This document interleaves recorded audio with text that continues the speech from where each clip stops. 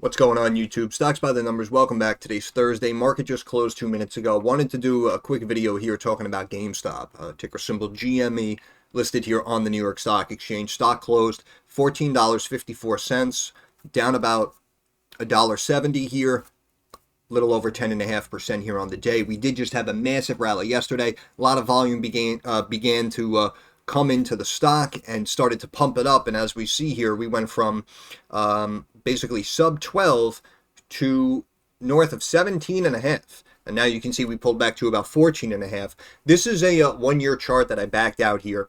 And you can see here, looking at the 1 year anyway, that we were in this downward channel here. And again, you could even say going here from the end of September really through October and November, you can say that we were in this descending wedge. So I can understand the fact that we popped out of this wedge with the volume coming in, and supposedly the headlines are saying retail investors are piling into GameStop on anticipation of these earnings.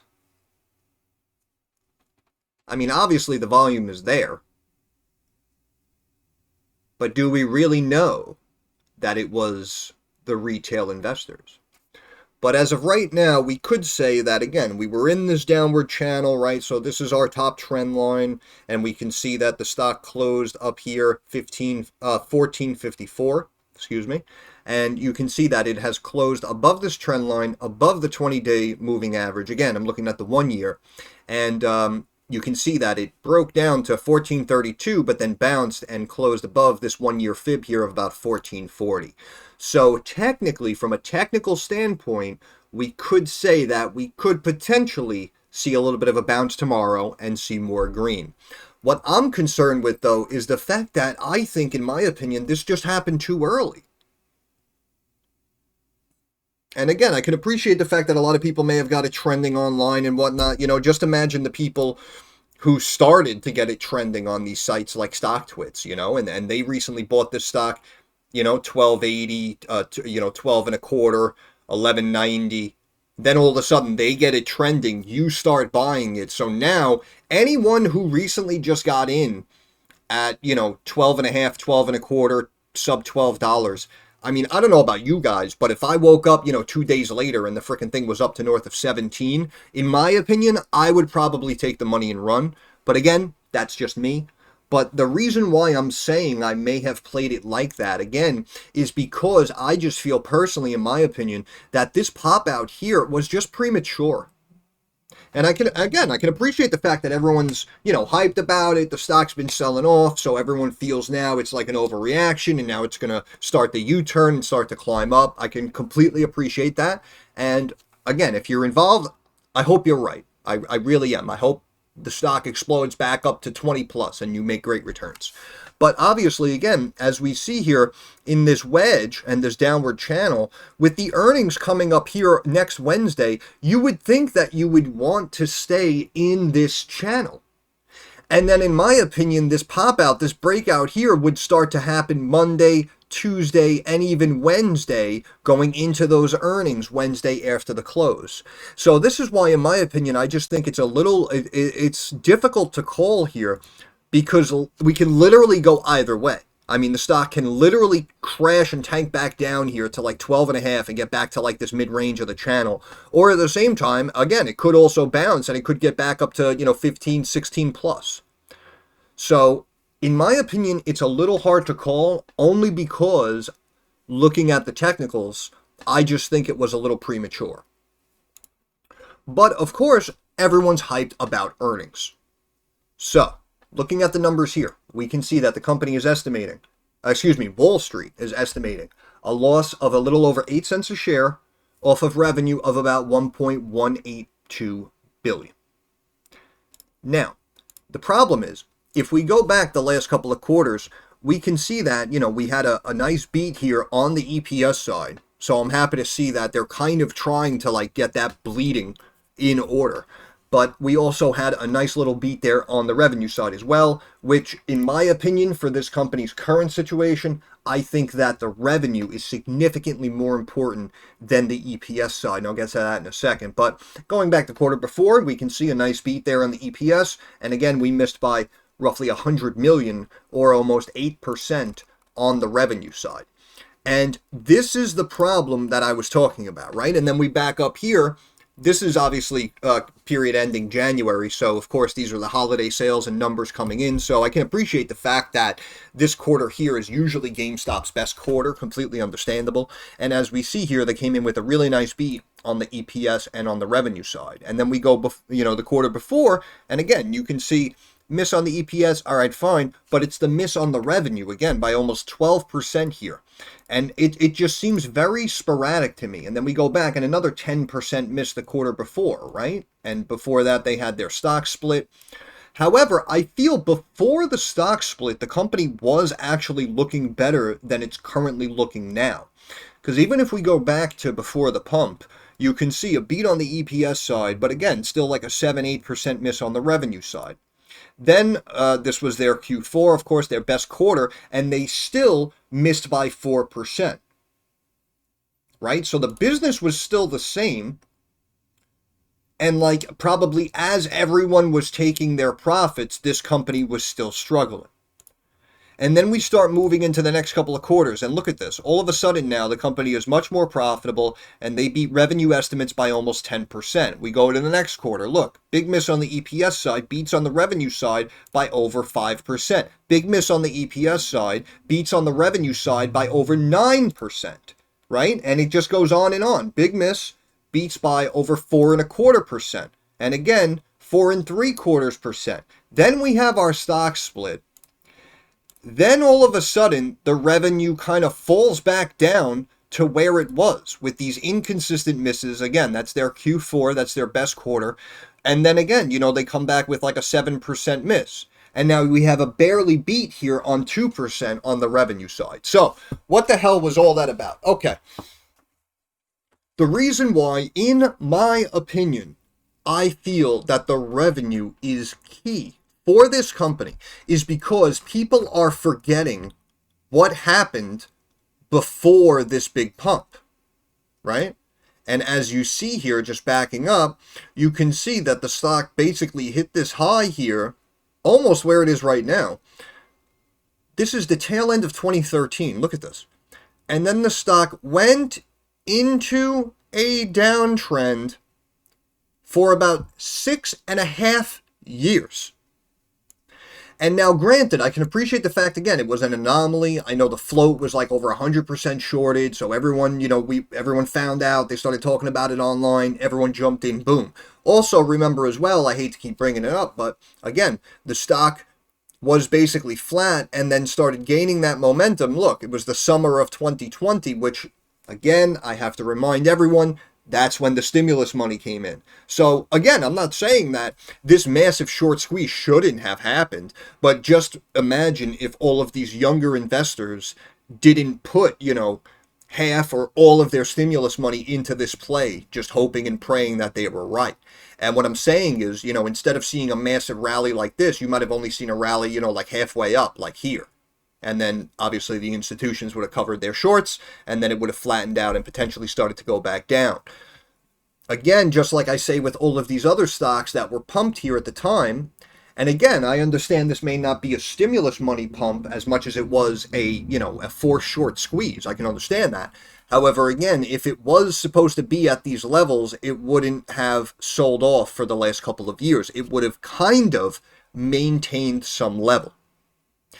And the reason why, again, to remind you why we were selling off here, if we come back down and we look at the revenue, if we look at the annual revenue, look at this, north of $8 billion in 2018, down to less than $6.5 billion in 19, and then barely above $5 billion in 2020. So the company lost, like 40% of its business, so to speak, just in this 3-year period.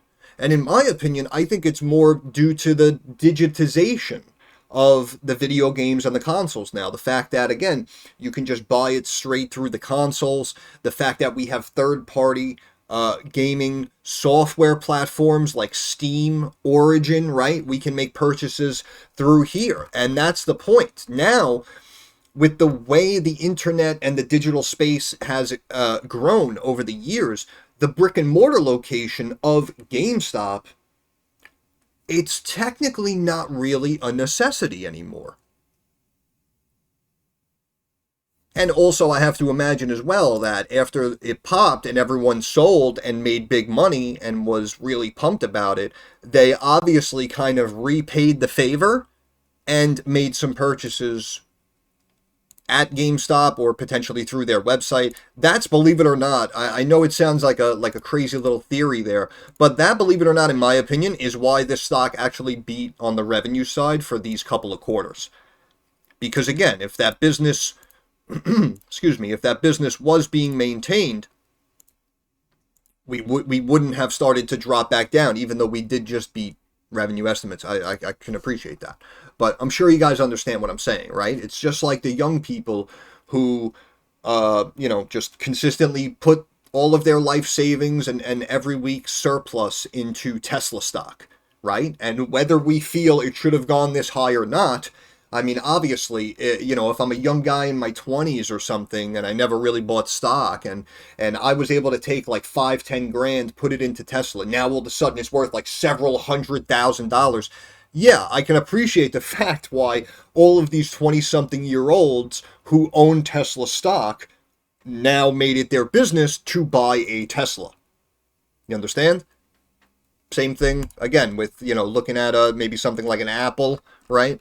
You talk to some of these older people who got into Apple many, many years ago, and now they have astronomical percentage returns. They probably buy Apple products for everybody every Christmas, right? Because it's kind of the mentality of the market, right? Like the stock took care of you, so now you kind of reciprocate and take care of the company and take care of the stock in return. But basically, going off on a massive tangent, but basically, what I'm seeing here is that these earnings are extremely, extremely important. And we can see, again, these numbers really aren't too high. The EPS, again, they're expecting a loss. Revenue's only $1.18 million. The company just posted 1.6. And again, before that, it was higher. There's their big quarter. And again, even before that, it was basically what they reported this time last year, 1.18 billion. But of course, they reported a loss of 31 cents. Now we're back to 1.18 billion with a little bit of a, more narrow loss. So with the company coming off of a miss on the top and bottom line this same time last year, it's going to be very difficult to try to predict and assume that the company is going to beat these estimates. I mean, if a big, title came out in this period here, going from, right, because this period ended July. So from the period of like July to October, if big titles came out and, you guys know something I don't, and you think that a lot of people did go to GameStop to buy these titles and they're probably going to beat earnings, then of course, let us know down in the comments section. However, again, the problem is that there technically is really nothing proprietary about GameStop. Now, I know if you go to their website, again, they talk about these collectibles, right? And supposedly these are GameStop exclusives, which basically means you can only buy them at GameStop. But the problem is, see, it's a video game company. And that's what's kind of grinding my gears. Because, there used to be laws in place that kind of restricted these companies to their own sector. And what does that mean? Well, what that means is, like, remember back when Amazon bought Whole Foods? There used to be laws restricting that. So, again, if those laws were in place and we fast forward to that buyout, everyone would have said, no, you're a tech company, you run a website, you're selling people, books and thermoses and crap. You have no business buying a supermarket. But obviously, those laws have been lifted. So now these corporations basically run everything and they can kind of do whatever they want. Carte blanche, so to speak.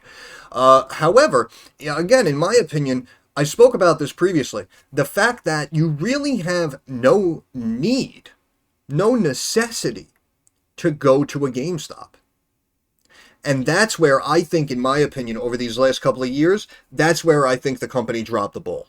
Because talking about, supposedly, offering more shares and bringing in money and doing a stock split here, it may have seemed risky and kind of out of the box, but in my opinion, I personally, again, I'm not running the company, but I would have looked to see how we can make sure that our company remains stable and consistently grows and brings in revenue. And in my opinion, one of the best ways to do that would be if somehow GameStop was actually able to make their own games. So if this company invested into, software development, or if they bought, a video game publisher, a smaller one, of course, but if they were somehow able to do that, then we can say, all right, they might sell off and, stay down in value for the next maybe 1, 2, even 3 years.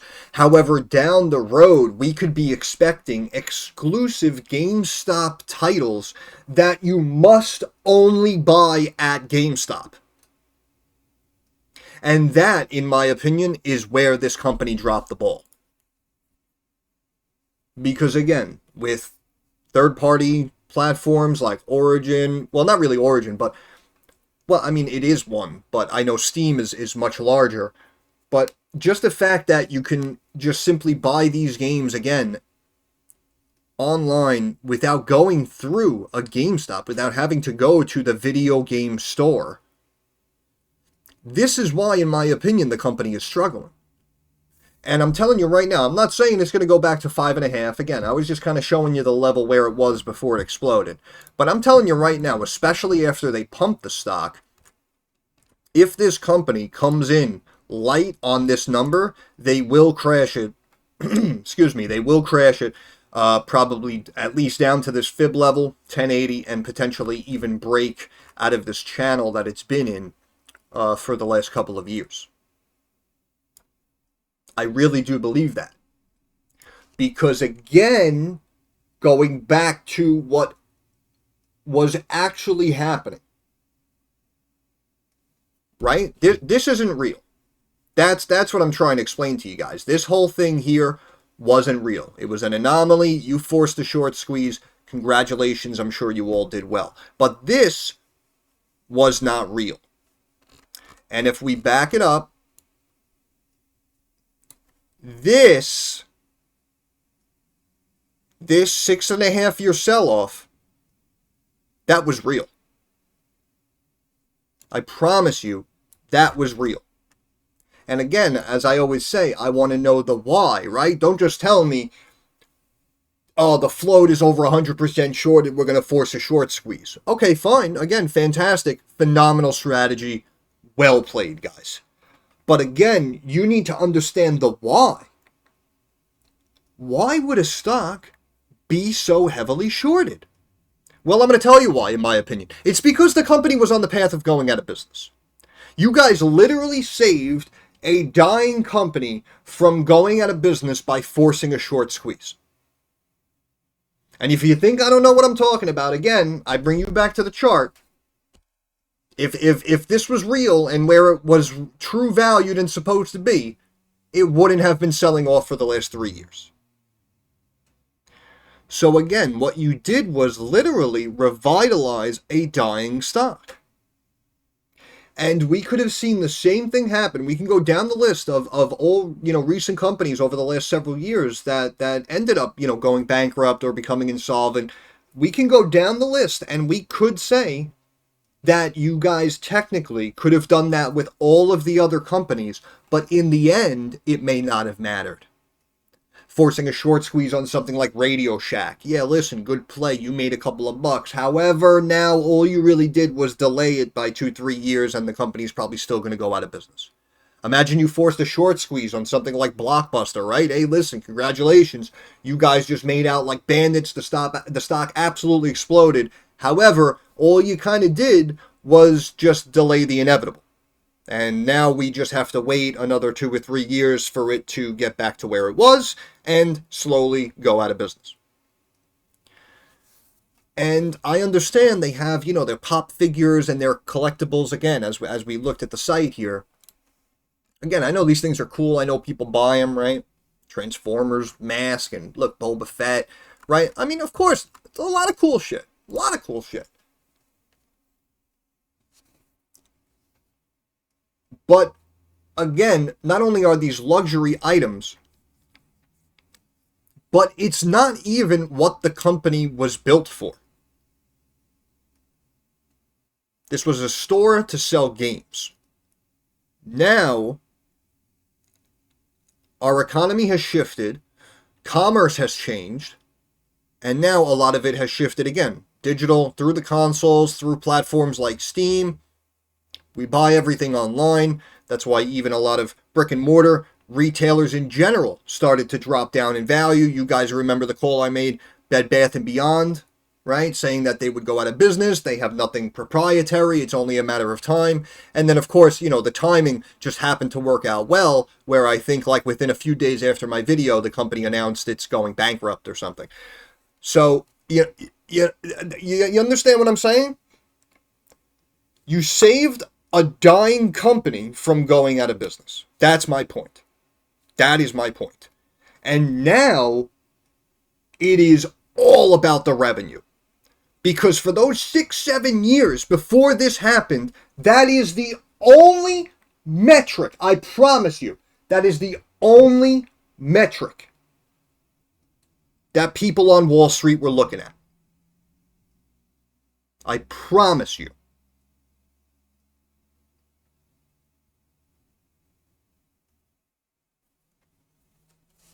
And that's why now, supposedly, like I said, the headlines, retail investors are piling in with the volume on big hype of these earnings. Why? Why? So that, in my opinion, looking at the broad view, makes no sense to me. However, interestingly enough, I actually think the stock is undervalued in the numbers. Now, I understand, obviously, after I just went on that whole tangent, and then I say something like that, I may have just threw you for a loop. But we're looking at a market cap here of $4.44 billion. Company's losing 33 cents a share. Right? 2 1/3 times as volatile as the market. Looking over here at the EPS side, we can see that the company has beaten EPS on 3 of the last 4 quarters. And if we switch over here quarterly, we can see that, again, we know that Q4 is their biggest quarter. Obviously, everyone goes there and buys games and whatnot and accessories for their kids and their friends and boyfriends and girlfriends. And, that all happens around the holiday season. So, understandable. But also, we can see the profitability has been climbing as well. Even though, again, revenue has slowly been pulling back for the last couple of quarters. But if we add up these numbers again, we're looking at about $2.5 billion here, close to about maybe $2.4 billion. And hypothetically, let's just say we double it conservatively, right? Now you're talking about 4.8, almost $5 billion. The company currently has a market cap of $4.44 billion. So immediately in the numbers, in my opinion, we could say that the stock is undervalued, believe it or not. And this is why I think people actually climbed back in as well.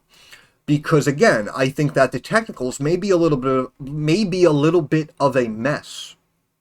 However, the fundamentals are actually looking pretty good. Again, we saw, coming off of 2020, basically in line, and then they completely dropped the ball here in 21, and now you can see the nice EPS beat for 2022.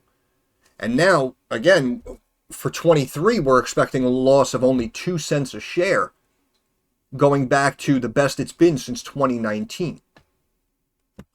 Also, take notice here, you can see the debt jumped up to almost $1.2 billion in 19, and then has slowly been pulling back. Now it's at about half of that as of last year. Now debt is only at about 600 million when it was 1.2 billion. So that is a positive on the fundamental side. The company currently has short-term and long-term assets outweighing liabilities. So that is a positive as well.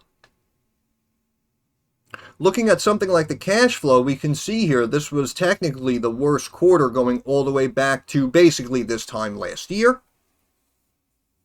But then, of course, in Q3 right after, the company, had some positive free cash flow there. So this is why people may be looking at it as, Q1, Q2 are the rough quarters and the stock went down. So now it's hit the bottom. The fundamentals are looking good. And now in Q3, Q4, we're expecting, healthy beats and good numbers. So the stock should go higher. So I can actually appreciate that entire analytical view, so to speak. But switching over here, we can see that the assets have actually kind of been slowly dwindling. Up here, 368 billion back as of January of 22. Now we fast forward about a year and a half later, and we can see assets are down to 2.8 billion. However, the liabilities have kind of proportionately stayed in line. But as we see here, the equity, as much as it has slowly bounced, it's maintaining this 1.27 billion, not as high as it was about a year and a half ago. And you guys know what I tell you about the equity, right? Assets minus liability yield to total equity, but the lower the equity goes, the lower the book value per share goes. And you can see now the book value sitting a touch over $4 a share. And the stock here is trading at 14.5. So I'm not saying it could crash down to $4. However, after this big pump, if people want to now take a new short position after the pump going into these earnings, but also at the same time, view something like this, and let's just say they're kind of looking at it like I do, like, this, company's kind of a piece of crap, they're kind of going out of business, revenue's been going down, so, I'm just going to short the crap out of it. It may not make sense to you, but believe it or not, a lot of people actually do trade like that. And, sometimes it works out, sometimes it really hurts you, but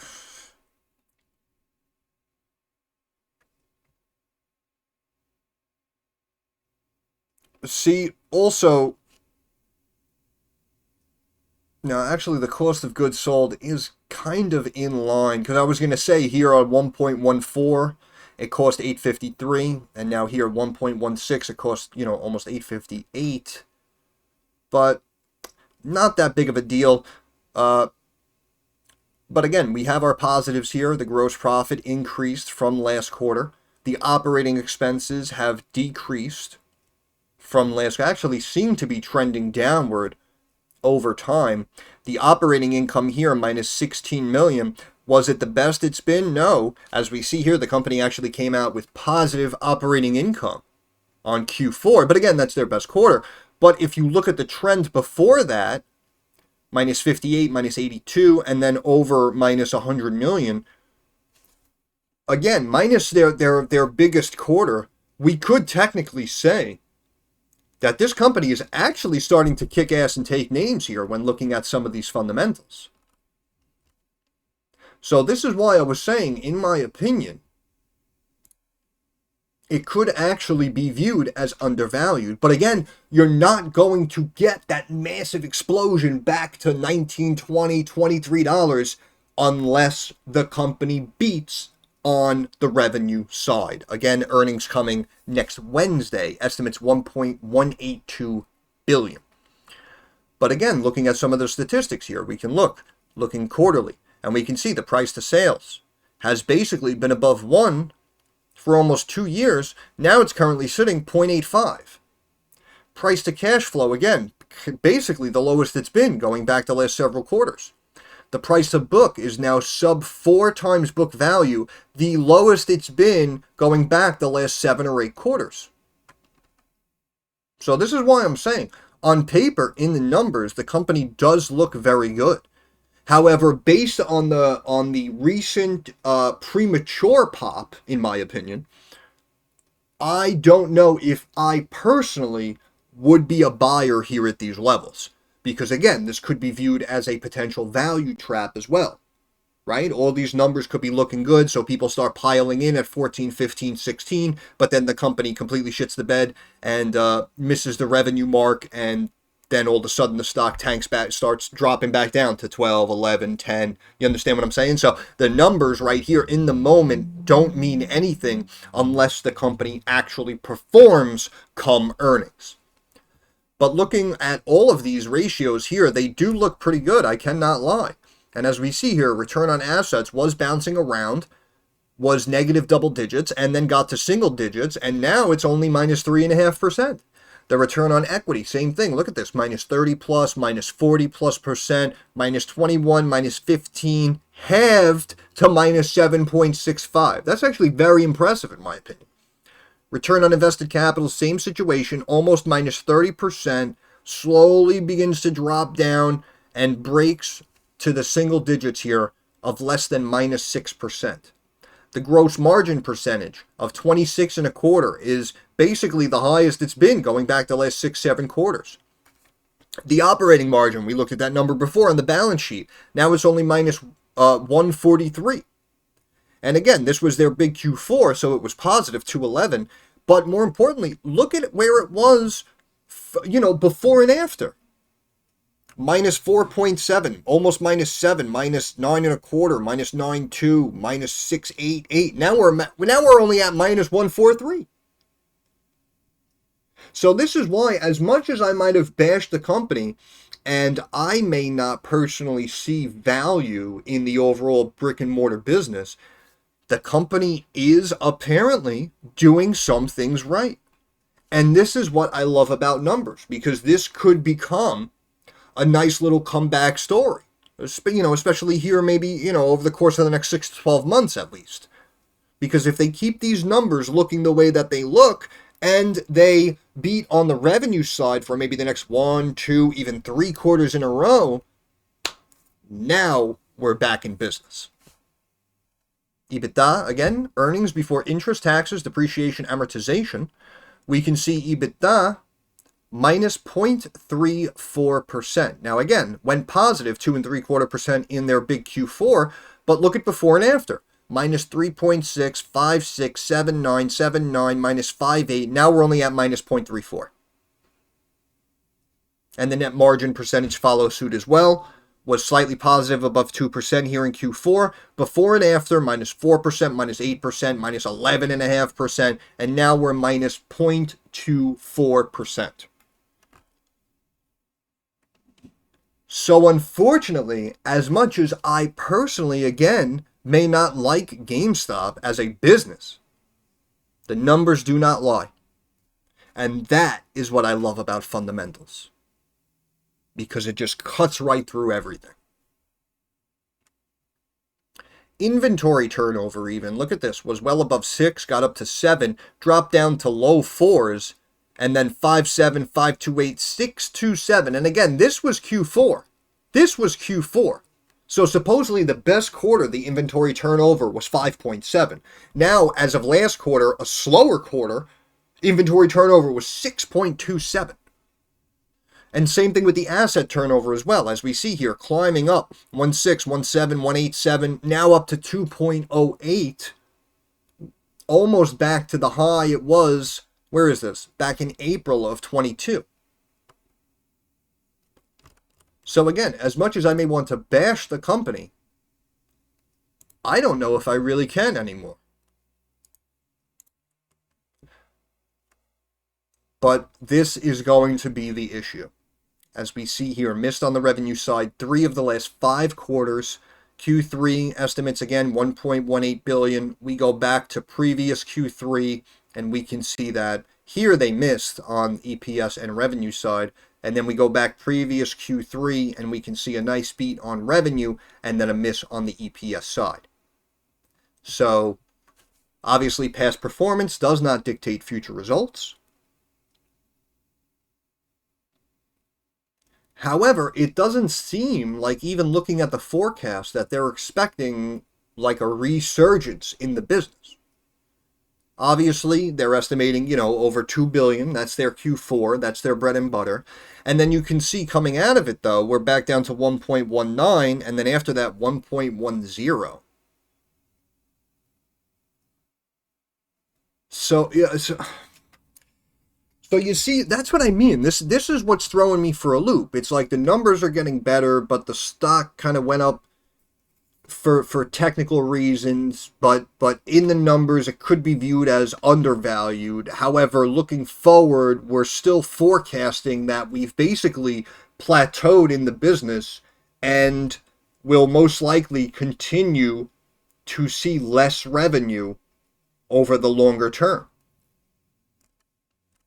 And that's why I kind of went on that rant before where the company should have, in my opinion, tried to do anything in their power to try to get some sort of proprietary gaming. Because if they were actually able to somehow work with a publisher, game developer, or again, merge the companies or potentially even acquire them if they're a much smaller cap stock, they could have been working on GameStop exclusive games. And then imagine if they were actually good games. Then the word would spread like wildfire. Hear about the new game. It's freaking awesome. You got to play it. Okay. Where is it? On Steam? Where do I buy it? Through my PlayStation? Where do I buy? No, you got to go to GameStop. That is what would have saved the company.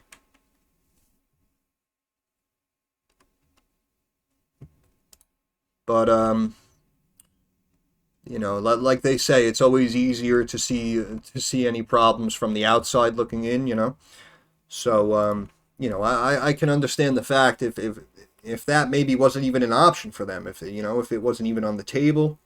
I'm not exactly sure, but that's in my opinion, that's the way I would have done it. I would have figured out some way to leave my ad block alone.